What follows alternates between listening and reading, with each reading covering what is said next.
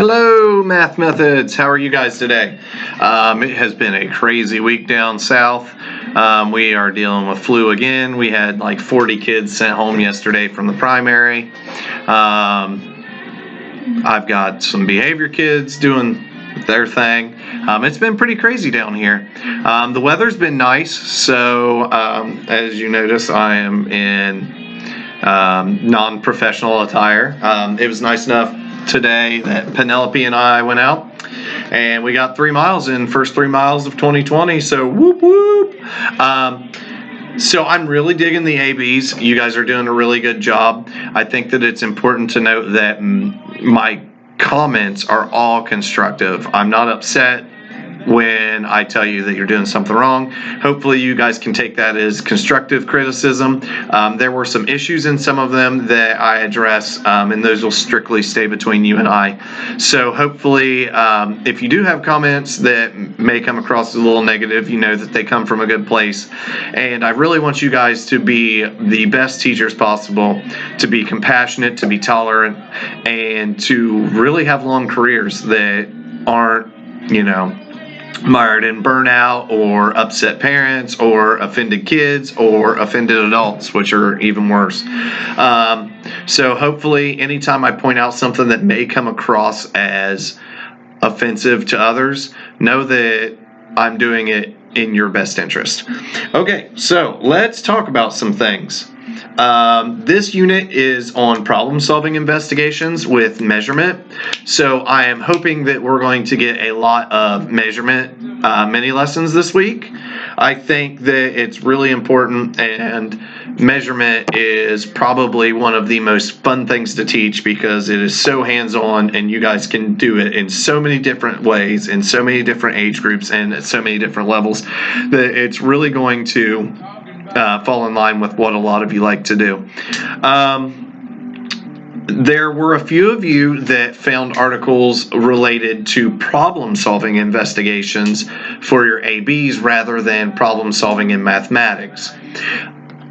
What I hope that you guys are starting to do is, if you aren't going to be a math teacher specifically, go through and find the things that you could use in your English classroom. The one thing I'm noticing in most of the ABs is that you guys are failing to tell me how you're going to apply it in your real world setting. Megan asked me a question in the intervention class, what the difference is between conceptual knowledge and declarative knowledge. I'm looking for that conceptual knowledge, the understanding, the application, that type of thing, not just the facts. That's what your summary is for. Your summary tells me the facts, and then the evaluation part, you tell me how you're going to use it, if you value it or if you don't. I hope that you guys are having a good time in your field. I hope that Dr. Jones has been around to see you. One thing that I want to talk about that we haven't talked about is I kind of want to change the format for these videos. I would like for this class to follow the same format that my intervention class is following for the videos. So what I would like for you guys to do is send me questions about the reading, send me questions about your field, send me questions about anything educational. Send me questions about dealing with other teachers. Email those questions to me at jcooper9@ohiochristian.edu. And anything that is in before Wednesday morning, I can incorporate that into our videos on Wednesday evening. That'll give me more relevant and topical information to talk about.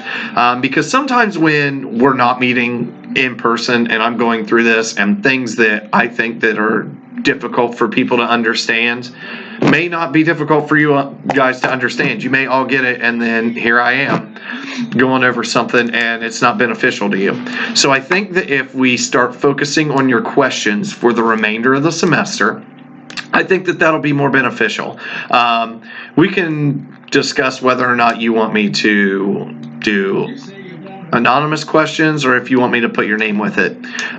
So just put something in the email, maybe, or maybe I can just say that they're all anonymous and clear it up. Just let me know what you guys think. The mini lessons round 2 were so much better. I was really impressed. I saw that a group of you got together and kind of filmed them all together, and I think that that's really beneficial because it kind of helps you bounce things off of each other.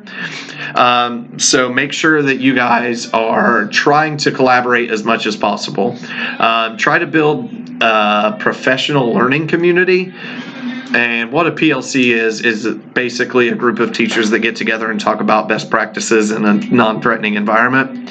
So you guys could do something like that. And I think that obviously you're not professionals yet, but it's good practice to get together and collaborate on things like this and kind of bounce ideas off of each other. So that is what we're going to do from here on out. So please get those questions emailed to me by Wednesday morning so I can get them in next week's video.